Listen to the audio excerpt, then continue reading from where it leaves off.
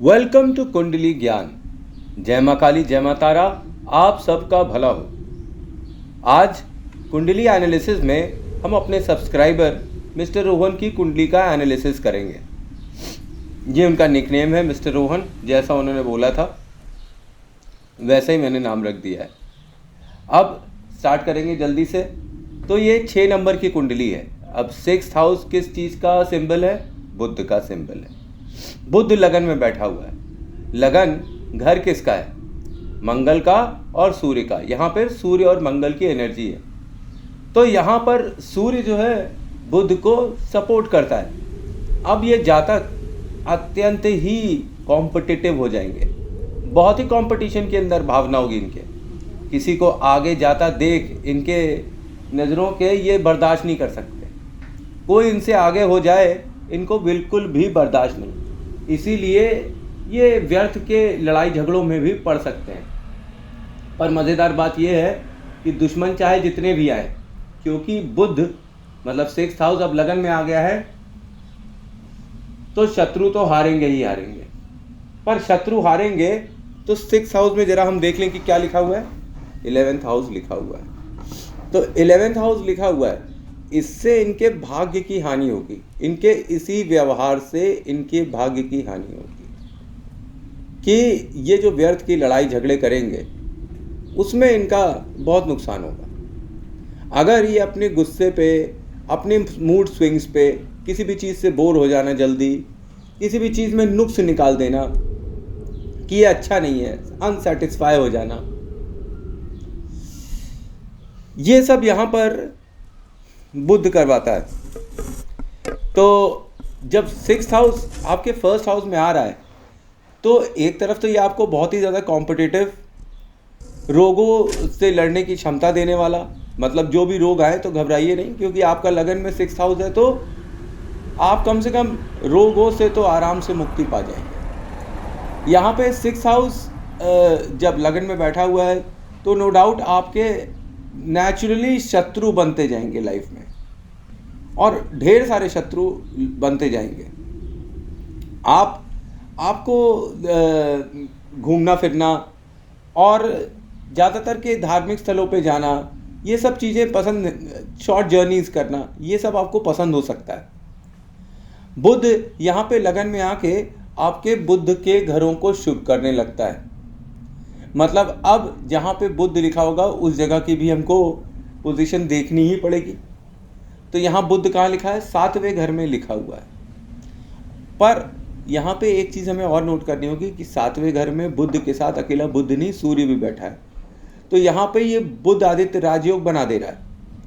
अब ये जातक जब लगन में 6 नंबर लेकर बैठा हुआ है तो इसकी जब शादी होगी तो वो ज़बरदस्त होगी। इसके भाग्य में राजाओं जैसा और राजकुमारों जैसा इजाफा होगा। अगर कोई समस्या इसकी हल नहीं हो पा रही है लाइफ में, तो इसकी बीवी के आने के बाद वो सारी समस्याएं अपने आप हल होने लगेंगी। तो 6 नंबर इन 1st हाउस ये आपको कोर्ट केसेस दे देता है, क्योंकि 6वां घर किसका है? रोग ऋण शत्रुओं का। अब ये लगन में बैठा हुआ है तो कोर्ट केसेस, लड़ाई झगड़े ये इनके लगे ही रहेंगे।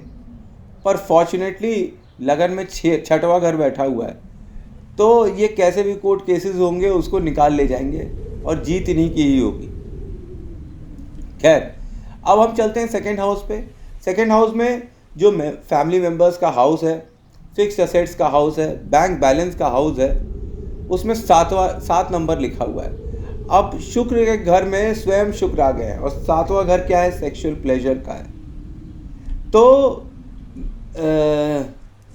यहाँ पे ये एक ज़बरदस्त फाइनेंशियल पोजीशन देते हैं। ख़ास तौर पे जब आपका विवाह हो जाता है उसके उपरांत पैसों की तो जैसे बारिश होने लगती है। 7 नंबर जब दूसरे नंबर में बैठा हुआ है तो आपका पैसा रेंटल इनकम से आ सकता है, आपका पैसा ज़मीन जायदाद से आ सकता है, आपका पैसा घर के द्वारा, फैमिली मेम्बर्स द्वारा काफ़ी बैक एंड पर दिया जा सकता है। ये कॉम्बिनेशन आपको बहुत रिच बनाती है अपनी लाइफ में, ख़ास तौर पे रियल एस्टेट के मामले में। ऐसे कॉम्बिनेशन जिसमें 2nd हाउस में 7th हाउस बैठा हुआ है ये रियल एस्टेट के लिए ज़बरदस्त है। यहाँ पर अगर आप रियल एस्टेट में काम करते हैं तो आपको इतना पैसा मिल सकता है जितनी आप कल्पना भी नहीं कर सकते। यहाँ 7th हाउस 2nd हाउस में आपको नेम फेम और काफ़ी फेमस बनाता है, काफ़ी शोहरत देता है जब 7th हाउस 2nd हाउस में आता है। पर ये सब ज़्यादातर आपकी शादी के उपरांत ही होता है। अब चलते हैं हम 3rd हाउस। 3rd हाउस है बुध और मंगल का, ठीक है। अब बुध तो एक घर वहाँ पर शुभ हो ही गए क्योंकि लगन में बैठे हुए हैं। अब जब बुध के घर में 8वां घर बैठा हुआ है, 8वां घर किसका है? मंगल का घर है। अब मंगल की एनर्जी अपने ही घर में आई हुई है तो वहाँ मंगल की एनर्जी बढ़ जाती है। तो इनके रिलेशनशिप काफ़ी आक्रामक होते हैं और ये काफ़ी इंटेंस होते हैं अपने रिलेशनशिप में।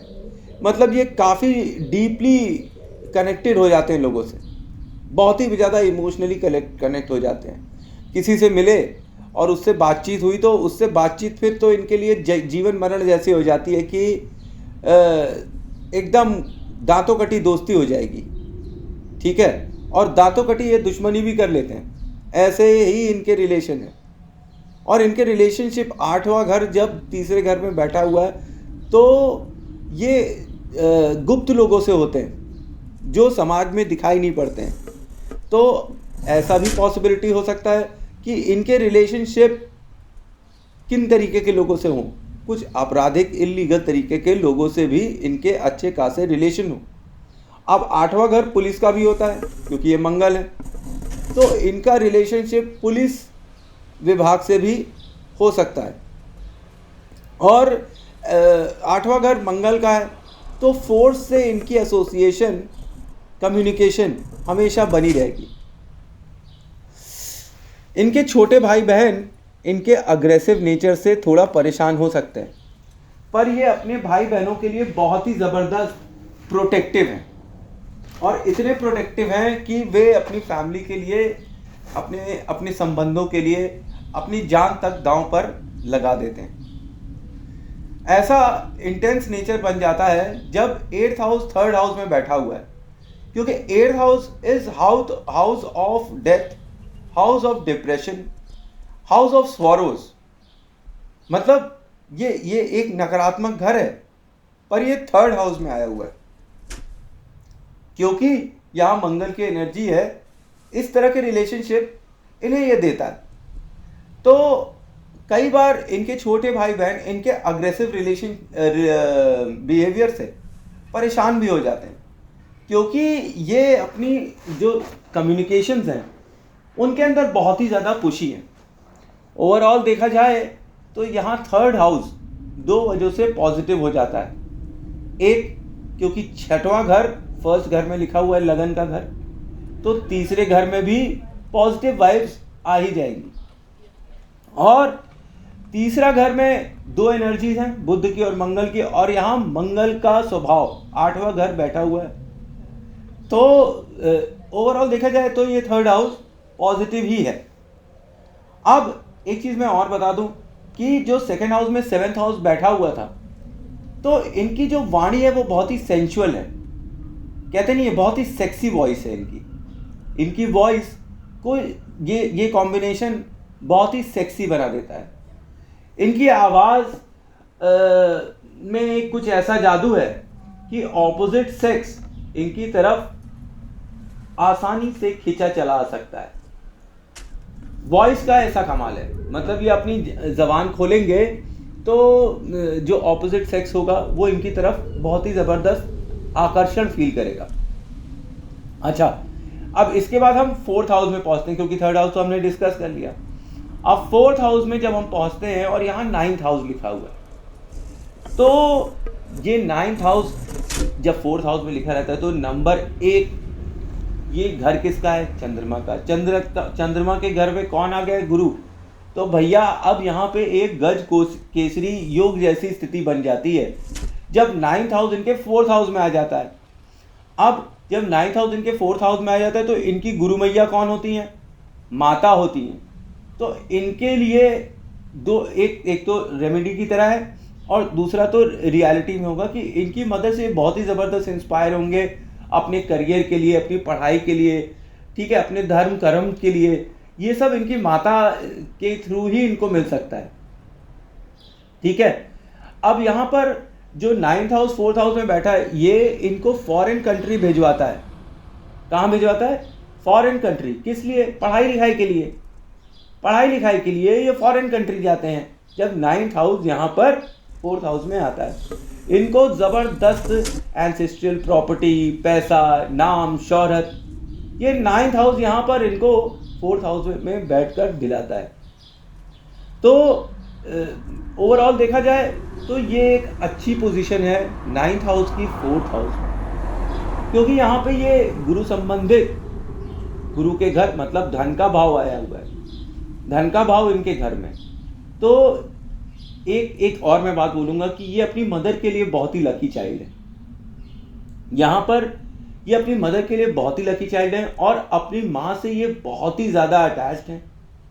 अपनी मातृभूमि से भी ये बहुत ही ज़बरदस्त अटैच हैं और इनको जीवन में ईश्वर का आशीर्वाद प्राप्त है धन के मामले में, क्योंकि धन के मामले में जीवन में कभी पीछे नहीं रहेंगे। ये हमेशा धन के मामले में आगे ही आगे बढ़ेंगे। यहाँ एक और इंडिकेशन मिलता है कि अगर ये अपना करियर रियल एस्टेट में बनाएं तो इन्हें ज़बरदस्त प्रॉफिट हो सकता है और ज़बरदस्त प्रॉफिट हो सकता है, क्योंकि इनका धन का भाव स्वयं जमीन पे बैठा हुआ है चंद्रमा में। तो यहाँ आप ज़मीन का काम करें तो आपको अच्छा फल प्राप्त हो सकता है। इन शॉर्ट आपको ज़मीनों से, प्रॉपर्टी से, समझ रहे, इससे एक अच्छा लाभ अपने जीवन काल में मिलता रहेगा। अब हम आगे आते हैं 5th हाउस में। जब 5th हाउस में आते हैं तो हम देखते हैं शनि और राहु बैठे हैं और वो भी 10वें घर के साथ। अब ये जातक 5th हाउस को जब हम देखते हैं शनि और राहु बैठे हुए हैं तो आपको इम्पॉसिबल टारगेट्स बनाते हुए दिखाता है। आप कुछ अपनी लाइफ में ऐसे टारगेट्स बनाते हैं जो कि लोग कहते हैं कि ये अचीवेबल ही नहीं है और शायद वो अचीवेबल ना हो, ठीक है। तो यहाँ पे एक सलाह दी जाती है और 10वां घर लिखा है, तो ये चीज़ है कि आप अपने प्रोफेशन वाइज कुछ ऐसे इम्पॉसिबल टारगेट्स बनाते हैं जो कि अचीव करने योग्य नहीं है।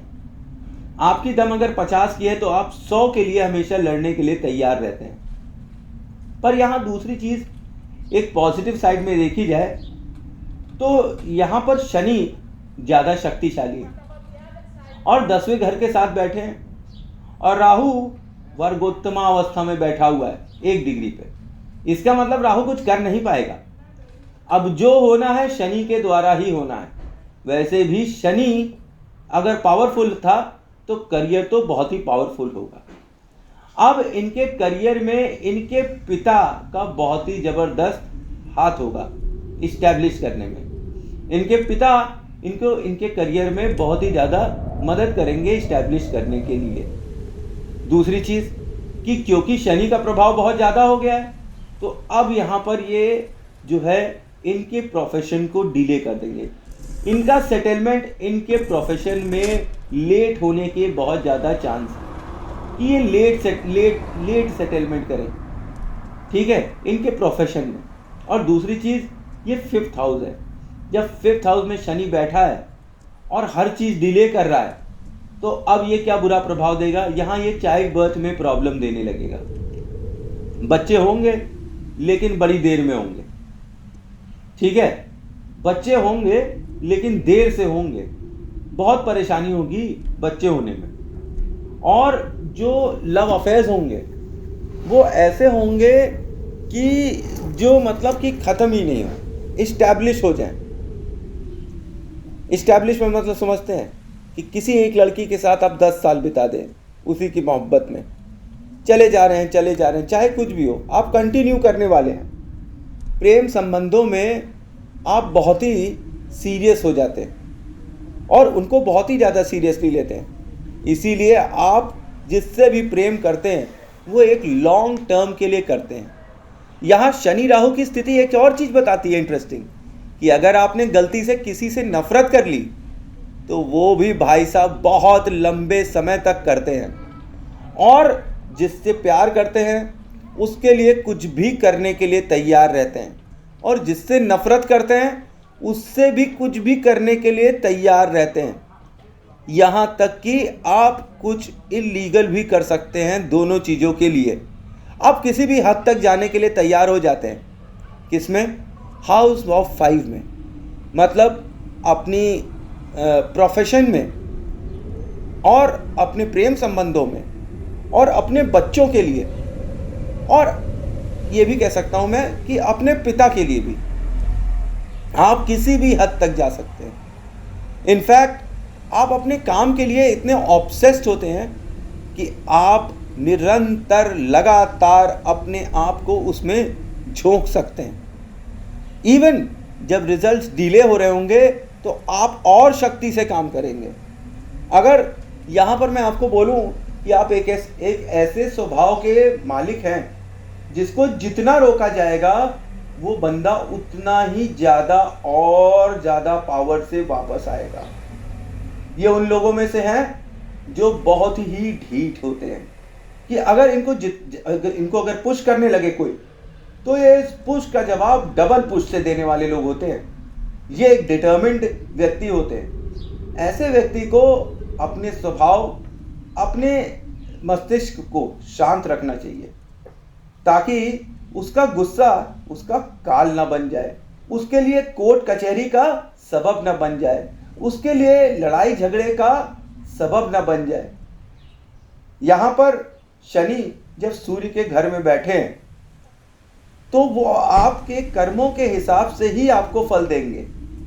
तो इसका क्या मतलब हुआ कि अगर आपने शनि के हिसाब से अपना आचरण सही रखा तो फिर आप जीवन में तरक्की करेंगे।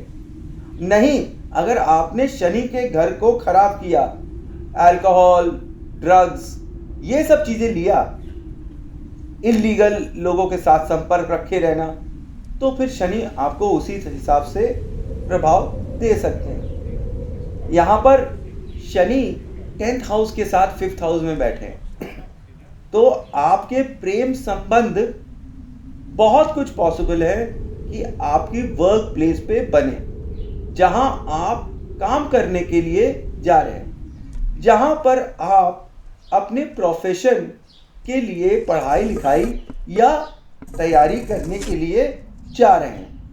अब जब यहाँ पर शनि और राहु 5th हाउस में बैठते हैं तो फिर एक चीज़ बड़ी इंटरेस्टिंग हो जाती है कि राहु अपना जो प्रभाव है वो क्या कर देते हैं? शुभ कर देते हैं। अगर शनि शुभ है तो फिर ये आपको फॉरेन कंट्री भिजवा देते हैं पढ़ाई करने के लिए। और यहाँ 12th हाउस में 5th हाउस लिखा हुआ है, इसका मतलब कि आप तो विदेश ज़रूर जाएंगे पढ़ाई करने के लिए, और अपने प्रोफेशनल पढ़ाई करने के लिए आप विदेश अवश्य ही जाएंगे। और मैं आपको ये भी बता दूं कि आपका जो प्रेम है या प्रेम संबंध है वो आपको फॉरेन कंट्री में ही मिलेगा। जिन लोगों से आप सच्ची में प्रेम करने वाले हैं वो आपको फॉरेन कंट्री में ही मिलेंगे, अपने जन्म स्थान के बाहर ही मिलेंगे आपको आपके प्रेम संबंध, और वो बड़े ही लंबे और स्थायी संबंध होंगे। ये नहीं कि 6 महीने का साथ किया और चले गए। या तो आप साथ हैं या आप साथ नहीं हैं। ऐसे जातक यही बोलते हैं when Shani and Rahu is in 5th house. Shani और राहु यहाँ 5th हाउस में आपको गवर्नमेंट से कोर्ट कचहरी का भी ऑर्डर फटवा देते हैं, क्योंकि शनि और राहु पापी ग्रह है और ये 5th हाउस में आए हैं। अब ये आपके पिता को भी परेशान कर सकते हैं। पिता को आप जो है परेशान कैसे कर सकते हैं, क्या हो सकता है, मैं बताता हूँ। 5th हाउस यहाँ से बैठ के 11th हाउस को देखता है, 7th दृष्टि है ना। अब जब राहु आपको 11th हाउस में ले गया है तो फिर आप अपने पिता के लिए नाक दर्द बन सकते हैं। आप धार्मिक भी बहुत हो सकते हैं, पर धार्मिक के साथ साथ आप गुस्सैल भी जबरदस्त होंगे। और इसी गुस्सा और कबीर सिंह टाइप्स होना, एक्सट्रीम पहुंच जाना, जो भी आप काम करते हैं उन्हें एक्सट्रीम तक पहुंचाने की कोशिश करते हैं। यही है प्रॉब्लम। थोड़ा सा अपने मन को शांत रखना और फोकस रखना। यहाँ पे मैं एक आपको सजेशन दूंगा कि अगर आप, क्योंकि आपका 9th हाउस 4th हाउस में है, तो बाय डिफ़ॉल्ट नेचुरली अगर आप माता काली या माता चामुंडा के मंत्रों का जाप करेंगे तो आपको बहुत ज़्यादा विशेष फल प्राप्त होगा 5th हाउस से रिगार्डिंग भी और 4th हाउस से रिगार्डिंग भी। जो 5th हाउस में इतनी उथल पुथल मच रही है, ये भी मेडिटेशन और माता काली का मेडिटेशन अगर हो जाए या चामुंडा माता का मेडिटेशन हो जाए तो बहुत ज़्यादा शुभ होगा।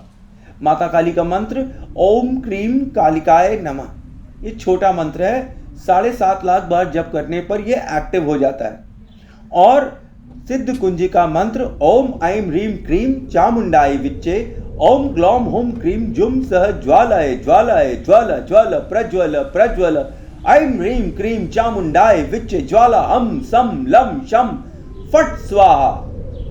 ये चामुंडा माता का मंत्र सिद्ध कुंजिका का मंत्र है, ये सिद्ध मंत्र है। ये दोनों मंत्र आपके लिए विशेष फलदायी होंगे, स्पेशली आपके 4th हाउस और 5th हाउस के लिए। और जब 4th हाउस और 5th हाउस इफेक्ट होंगे तो प्रोफेशन हाउस को 4th हाउस देख रहा है और 5th हाउस में प्रोफेशन हाउस लिखा हुआ है, तो प्रोफेशन ऑटोमेटिकली आपके इफेक्ट होने लगेंगे। माता का ध्यान करने से आपके मन की सारी इच्छाएं पूरी हो सकती हैं। अब यहाँ पर एक और चीज़ मैं बताऊँ, 5th हाउस में शनि बैठे हैं और यहीं इनकी महादशा चल रही है। तो जब महादशा चल रही है तो 5th हाउस एक्टिव है, आप फॉरेन कंट्री जा रहे हैं, वहाँ आपको आपका प्रेम मिलेगा और आपकी हो सकता है लड़ाइयाँ उड़ाइयाँ भी हो सकती हैं, कोर्ट कचहरी केस भी हो सकता है, पर फाइनली क्योंकि 6th हाउस लिखा है 1st हाउस में, केस में जीत आपकी होगी। अब हम आगे चलते हैं 6th हाउस में। जब 6th हाउस में 11th हाउस पहुंचता है तो मेरे हिसाब से ये बहुत ही बेकार बात हो जाती है। यहाँ आपका भाग्य बुरी तरह आपका साथ छोड़ने लगता है। क्यों? आप रोगी हो जाते हैं, ठीक है, ऋणी हो जाते हैं और शत्रु हो जाते हैं। यहाँ पर 11वें भाव जो है 12th हाउस को एस्पेक्ट करता है 7 दृष्टि के हिसाब से। तो आप अपने प्रेम संबंधों में जरा विशेष ध्यान दीजिएगा, क्योंकि अगर आपने अपने प्रेम संबंधों में विशेष ध्यान नहीं दिया तो आप धर्म विरोधी कार्य कर सकते हैं। जब आप धर्म विरोधी कार्य करेंगे तो आपके भाग्य की जोरदार हानि होगी, ठीक है। मतलब कि अगर आपने किसी से संबंध बनाया और उसमें उसको धोखा दिया तो इससे आपको ज़बरदस्त भाग्य की हानि हो सकती है। यहाँ पे 11वां घर जब 6वें घर में बैठा हुआ है तो ये कोई बहुत अच्छी अवस्था तो है नहीं। यहाँ पे सोलली डिपेंड हो जाएगा कि आपके रोग, ऋण और शत्रु वो किस तरीके से आपसे दूर होंगे। अगर आपने अपने लाइफ में शनि के घरों को सही रखा, अच्छा रखा, तो फिर आप अपने जीवन में जो इच्छा चाहे वो कर सकते हैं। अब शनि यहाँ पर आपके एक नेगेटिव पोजीशन में बैठे हुए हैं 5th हाउस में, क्योंकि ये सूर्य का घर है। तो शनि यहाँ पर पीड़ित अवस्था में है। अब शनि के घर 10 और 11 को भी देखिए, वहाँ पर भी इनके दुश्मन ही ग्रह बैठे हुए हैं, चंद्रमा और मंगल और केतु और गुरु बैठे हुए हैं। केतु चलिए इनके मित्र हैं, पर गुरु तो इनके दुश्मन है ना। तो इनके दुश्मन ग्रह इनके घर में बैठे हुए हैं, इसका मतलब शनि आपके पीड़ित अवस्था में है। और शनि ही वो ग्रह है जो आपकी मंजिल तक आपको पहुंचने से रोक रहे हैं और आपकी कुंडली को चुप्पे चुप्पे बैठकर पूरा कंट्रोल कर रहे हैं। तो यहां क्या करना चाहिए? मैंने आपसे क्या बताया कि जब भी कोई चीज आपको पीड़ा देती है तो उसका दान कर देना चाहिए। तो यहां आपको शनि का दान करना चाहिए। शनि से संबंधित वस्तुएं आपको दान में दे देनी चाहिए, ताकि नंबर 1 आपके प्रेम संबंध सुधरें, आपके पिता से आपके संबंध सुधरें, आपके कोर्ट केस जल्दी निपट जाए, आप विदेश जल्दी चले जाएं पढ़ाई करने के लिए, ठीक है, और अपने जीवन काल में सूर्य की तरह साफ और पवित्र बन जाए। और जब ये सब अच्छा हो रहा है तो यहाँ पे आपका प्रोफेशन हाउस भी और लक हाउस भी अच्छा होने लगता है, ठीक है। तो अब यहाँ पर शनि की चीज़ों को आप दान दे सकते हैं, जैसे कि आप काले कपड़े दान दे सकते हैं, आप लोहा दान दे सकते हैं, आप शनि भगवान को तेल चढ़ाइए ताकि आपके मन वांछित प्रोफेशन में आपको वो आगे ले जा सकें, ठीक है। अब हम आते हैं 7th हाउस में। 7th हाउस में जब मैंने देखा इनके सूर्य लिखा हुआ है तो मेरे तो माथा ठनका कि भाई ये तो बड़ा ईगोइस्टिक आदमी है, ये तो अपनी बीवी को बहुत ही नीच दृष्टि से देख सकता है, उसको नीचा महसूस करा सकता है कि वो कितनी ज़्यादा कमज़ोर है, क्या है, ये है वो है। पर जब मैंने यहाँ देखा कि यहाँ बुध भी बैठे हुए हैं, वर्गोत्तमावस्था में ही सही बैठे तो हैं, तो ये बुध आदित्य राजयोग बना देता है इनकी शादी में। अब इनकी शादी इनके लिए बहुत ही लकी होगी एज लॉन्ग एज ये अपनी पत्नी का साथ देंगे और उसके साथ मित्रतापूर्ण रहेंगे, तो इनकी वाइफ जो है इनके लिए सुपर लकी होगी। अदरवाइज देयर आर चांसेस कि बुध आदित्य राजयोग होने के बावजूद भी यहाँ पे 12वां घर लिखा हुआ है, व्यय का घर लिखा हुआ है, तो प्रेम संबंधों में कड़वाहट आ सकती है। अब बात डिवोर्स तक जाएगी कि नहीं जाएगी ये नहीं होगा, कि डिवोर्स तो खैर नहीं होगा क्योंकि यहाँ बुध आदित्य राजयोग है, डिवोर्स नहीं होगा, लेकिन रिश्तों में कड़वाहट आ जाएगी और फिर मैरिड लाइफ एक तरीके से ख़त्म हो जाएगी। इसलिए इनको हर संभव कोशिश करनी चाहिए कि जब इनकी पत्नी आए तो उनका ये खास तौर पर ख्याल रखें, क्योंकि इनकी पत्नी के बारे में 8वां घर बता रहा है कि वो कैसी होंगी इनकी पत्नी। अब 8वें घर में नंबर 1 लिखा हुआ है और शुक्र लिखा हुआ है। अब जब यहाँ पे शुक्र लिखा हुआ है तो ये शुक्र चाहे किसी भी घर में कैसा भी परिणाम दे रहा हो, 8वें घर में सारे ग्रह अपना दम तोड़ देते हैं, पर यहाँ पर शुक्र के प्रेजेंट होने पर एक बात देखी गई है कि आपकी स्त्री अघोरी टाइप की होगी। अघोरी टाइप की मतलब वो ऑकल्ट साइंस को जानने वाली होगी, तंत्र मंत्र को जानने वाली होगी, वो देखने में एक अलग ही रूप ले रही होगी। कई लोगों को एक अलग ही रूप पसंद आता है, अलग ही नेगेटिव ऐसा रूप जो कि अब मैं एक कार्टून आता है एडम्स फैमिली, तो उसमें वेंसडे एडम है, तो उसका भी प्यार होता है, उसको भी उसके जैसे ही शक्ति मिल जाती है। तो जैसे ये शक्ति हैं, जैसे कि ये धार्मिक हैं बहुत, तो वैसे ही क्योंकि 9th हाउस 4th हाउस में तो इन्हें धार्मिक बना देता है, इनके परिवार को भी धार्मिक बना देता है, इनकी मदर को भी धार्मिक बना देता है। तो जो धार्मिक शक्ति इनके अंदर है वैसी ही शक्ति का रूप इनको इनकी पत्नी के रूप में भी मिलेगा और इनका गुप्त संबंध हो सकता है कई स्त्रियों से जो ये समाज में ना दिखाएं। इनका कई ऐसी स्त्रियों से संबंध हो सकता है कि जहां पर समाज में ये शो नहीं कर रहे हैं, पर छुपे तौर पर ये उनसे मिलते रहेंगे, उनसे इनका गुप्त संबंध बना रहेगा और किसी को पता भी नहीं चलेगा। खैर, अब आगे आते हैं जब 9th हाउस में और यहाँ पर दूसरा घर लिखा हुआ है, तो यहाँ पर दूसरा घर लिखा हुआ है तो फिर जब इनका धन भाव यहाँ पर बैठा, धन भाव में दूसरा घर फैमिली बैठी हुई है, तो एक तरफ इनको ये भर भर कर लिक्विड कैश नहीं देते हैं, प्रॉपर्टी देते हैं। इसीलिए रियल एस्टेट की लाइन इनके लिए सबसे अच्छी है। सबसे अच्छी लाइन इनकी जो करियर के लिए है वो रियल एस्टेट की लाइन है, क्योंकि यहाँ पर 2 नंबर 9 नंबर में बैठा हुआ है, तो ये अपने अपने तरीके से प्रभाव देगा। गुरु देंगे ज्ञान और शुक्र देंगे पैसा, और यहाँ पे तो बैंक बैलेंस आया हुआ है धन भाव में, तो भाई साहब भर भर कर आपको प्रॉपर्टी अपनी लाइफ में मिल सकती है।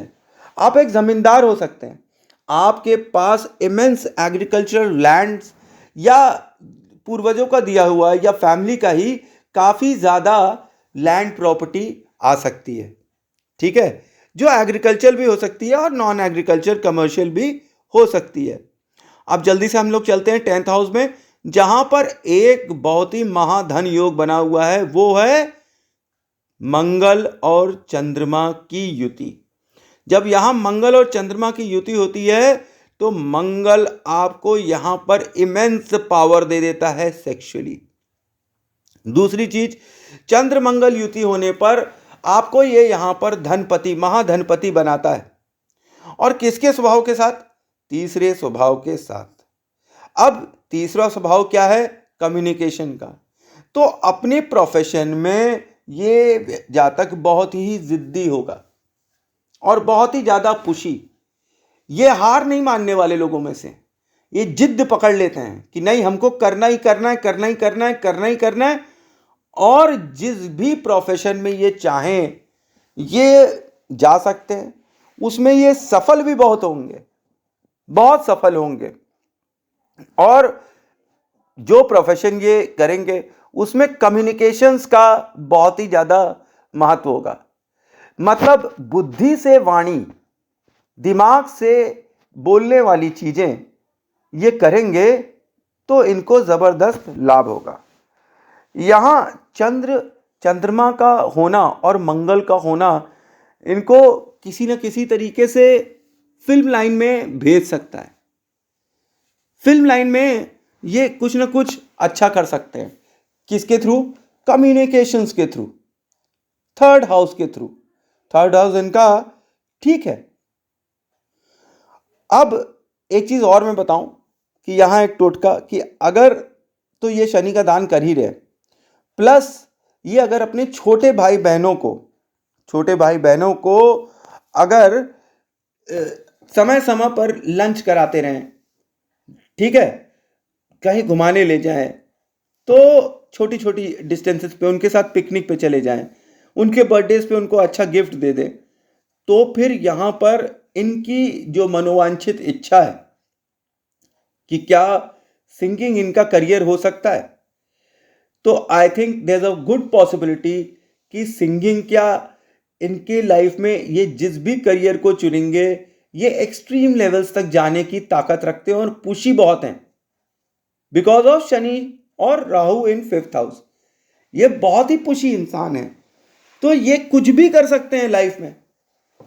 अब सिंगिंग एज अ करियर अगर ये चुनते हैं तो यहाँ कम्युनिकेशंस तो अच्छा है, बुद्ध अच्छा है, पर शुक्र यहाँ 8th हाउस में बैठा हुआ है, ये एक अलग ही तरीके का रिजल्ट देता है। लेकिन बहुत ज्यादा चांस है कि ये अपनी योजनाओं में सफल होंगे, पर शनि इनको लेट कर रहा है। शनि का दान करेंगे तो फिर ये अपने प्रोफेशन में जल्दी सेटल हो जाएंगे, अदरवाइज ये बहुत लेट करेंगे। लाइफ के काफ़ी समय बिताने के बाद ये जाकर सेटल हो सकते हैं। मैं आपको ये भी बताऊं कि ये चाहें तो पॉलिटिक्स में जा सकते हैं, ये चाहें तो आर्मी पुलिस सर्विसेज में जा सकते हैं, फोर्स में जा सकते हैं, है ना, क्योंकि चंद्र मंगल युति बैठी हुई है। तो ये आपको कुछ भी कराने की शक्ति रखती है और ये आपका महाधन योग है। अब महाधन योग ये 4th हाउस को देख रहा है। बार बार आप 2 प्रोफेशन कर सकते हैं, एक जो सिंगिंग का करियर है उसे साइड में रखिए और एक आप अपना और प्रोफेशन कर लीजिए, 2 प्रोफेशन। दूसरा प्रोफेशन आप रियल एस्टेट का करिए। अगर आप रियल एस्टेट से किसी भी तरीके से जुड़ेंगे तो आपको दिन दूनी रात चौगनी होगी और अच्छा पैसा और कमाएंगे, वो भी प्रॉपर्टी के रूप में। यहाँ चंद्र मंगल आपको बताता है कि काफी बड़ी लैंड के मालिक हो सकते हैं आप लोग, जागीरदार जैसी स्थिति हो सकती है आपकी। जमीन के मामले में आप बहुत ही एक्सट्रीमली लकी हैं, ठीक है। अगर आप ऐसी कोई घर में रहते हैं जहां फलों वाले पौधे लगे हुए हैं, तो यहां मैं आपको सजेस्ट करूंगा प्लीज उस पौधे को कटवा दीजिए। नहीं तो जो क्वेश्चन आपने बोला कि सिंगिंग एज अ करियर, वो नहीं पॉसिबल हो पाएगा, इम्पॉसिबल हो जाएगा। अगर आप जिस घर में रहते हैं वहां पे फलों वाले पौधे बिल्कुल नहीं होने चाहिए, अगर हैं तो वहां से आप सीधे गायब हो जाइए। ऐसी जगह मत रहिएगा जहां फलों वाले पौधे हों, क्योंकि जब भी फल वाले पौधे होंगे तो आपकी वो इच्छा कि सिंगिंग एज ए करियर, वो तो कम से कम टर्मिनेट होने लगेगी। फलों वाला पौधा अपने घर में कदापि नहीं रखना है, ये बात ध्यान रखिएगा। और यहाँ आपको शनि का दान करना है, काली चीजों को छोड़ना है। तो दूसरी बात ये हो गई कि यहाँ पर अगर आप व्हाइट कपड़ा पहने तो आपको ज्यादा अच्छे फल मिलेंगे। आपका जो मन है जो बेकाबू हो जाता है वो भी आपके काबू में आने लगेगा। अब चलते हैं 11th हाउस में, जहां 4th हाउस लिखा हुआ है और जुपिटर और केतु बैठे हुए हैं। आपको कान में गोल बालियां पहननी चाहिए, क्योंकि ये गुरु और केतु दोनों बहुत ही दुष्ट हैं। एक तरफ तो ये आपको राजसी सम्मान देते हैं, आपको जज जैसी पोजीशन देते हैं, वकील जैसी पोजीशन देते हैं, ठीक है। गुरु केतु वाद विवाद करना और तर्क से वाद विवाद करना, आपको वकालत में और आपको जज जैसी स्थिति देना, किसी से भी आप मतलब आर्गुमेंट करना, ऐसी स्थिति दे देते हैं। और लॉजिकल और अच्छा आर्गुमेंट करना, दूसरों के लिए बातें करना, दूसरों को मदद करना, अपने घर वालों को तो सबसे ज़्यादा मदद करना, माता के पीछे तो एकदम ही जुट कर मदद करना, ये गुरु केतु देते हैं। पर ये गुरु केतु जब अतिचारी है ना, तो दोनों वापस आ जाते हैं कहाँ पे, ये आ जाते हैं 10th हाउस में और बर्बाद करने लगते हैं। इसलिए आपको कान में सोने की गोल बालियां पहनना बहुत ही ज्यादा जरूरी है, ताकि लक आपका फेवर करे। जब आप केतु और गुरु को नहीं कंट्रोल करेंगे अपनी लाइफ में, मतलब धर्म कर्म एक्सट्रीम पे ले जाएंगे, तो आपका सब कुछ पीछे छूट जाएगा, आप अपना भाग्य ही छोड़ देंगे लाइफ में। एक टाइम ऐसा आएगा कि आप सब कुछ छोड़कर भगने के चक्कर में होंगे कि चलिए अब आश्रम। एकदम एक्सट्रीम आदमी एक तरफ एकदम चला जा रहा है आकाश में प्रोफेशन की साइड, एक तरफ अलग चला जा रहा है प्रेम की साइड, और अब वही चीज कर रहा है कि सब पाने के बाद सब छोड़ने के लिए तैयार हो गया कि चलो भैया आप घर चले आश्रम बना लें, घर को ही आश्रम बना लें, घर में ही सब कुछ पूजा पाठ अर्चना चालू कर दें। हालांकि इससे इनको लाभ बहुत होता है और ये फेमस भी बहुत हो जाते हैं। इनको ऐसी गुप्त विद्याएं आती हैं जो धन कमाने के लिए बहुत कम लोगों को पता होंगी। इनको कई ऐसे राज मिल जाएंगे, ऐसे कई सन्यासी साधु इनको ये बुद्धि दे देंगे, तंत्र मंत्र की ऐसी चीजें बता देंगे कि ये उनका फायदा उठाएंगे। और फायदा उठाएंगे, जब तक उठाएंगे उसके बाद ये वन फाइन डे उससे उनको मोह ही त्याग देंगे कि अब हमको किसी गुरु की ज़रूरत नहीं है, अब हमें कुछ नहीं ज़रूरत है, हमें सब छूट गया। दूसरों की ये मदद करते हैं, अच्छी बात है, पर मदद आप अपनी हद में रहकर करिए। हद से बाहर मदद करेंगे आपको बहुत नुकसान होगा। आपको आपके अपने दोस्त चीट कर सकते हैं, आपको पता है ये बात, मूर्ख बना सकते हैं आपको, आपका पैसा ले सकते हैं, आपका भाग्य चुरा सकते हैं, आपकी जमीन छीन सकते हैं, उनसे आपका विवाद हो सकता है। तो कोई भी चीज, कोई भी जमीन का कागज ध्यान से देख के साइन करना है। कोई भी कागज, कोई भी एग्रीमेंट ध्यान से देख के साइन करना है, ताकि आपका भाग्य आपके विपरीत ना हो जाए, क्योंकि 11वां घर आपके 6वें घर में बैठा हुआ है। ध्यान रखिएगा इस चीज का। तो भले ही 6वां घर लगन में बैठा है तो मजबूती दे रहा है, लेकिन जब हमको पता है कि हमसे ये गलती हो सकती है तो हम ये गलती क्यों करें। यही तो गुरु का काम है ना, कि आपको गाइड करे सही तरीके से। तो आप अपना पैसा अपने ऊपर खर्चा करिएगा। ज़्यादा दान धर्म कर्म में खर्चा करते रहेंगे तो भाई साहब दिक्कत होगी। आप जिस चीज़ पे फोकस करेंगे वो चीज़ आपको मिलेगी। अगर आप धर्म पे फोकस करेंगे तो धर्म मिलेगा, कर्म पे फोकस करेंगे तो कर्म मिलेगा। ठीक है। अब यहां पर जब 5th हाउस हमारा 12th हाउस में आ जाता है तो इनका जो प्रेम संबंध होता है वो नंबर 1 की इनके जन्म स्थान के बाहर होता है। दूसरा, इनका प्रेम संबंध इनसे दूर होता है, दूर चला जाता है, मतलब जिंदा तो रहता है पर इनको छोड़कर कहीं और चला जाता है, इनसे फिजिकली बहुत दूर। और जब 5th हाउस यहाँ पर 12th हाउस में आया हुआ है, तो ये एक तरफ पिता की उम्र तो लंबी कर देता है, पर अब पिता इनसे बहुत चीज़ों में परेशान रहेंगे और इनका पैसा अनावश्यक रूप से अपने प्रेम संबंधों पे, अपने बच्चों पे, ठीक है, अपनी जो ज्ञान की पिपासा है कि जानना है जानना है जानना है, उन पे खर्चा हो जाएगा। तो ये था मेरा सूक्ष्म विश्लेषण for mister Rohan. I hope आपको मेरी जानकारी अच्छी लग रही होगी। जय मां काली, जय मां तारा, आप सबका भला हो।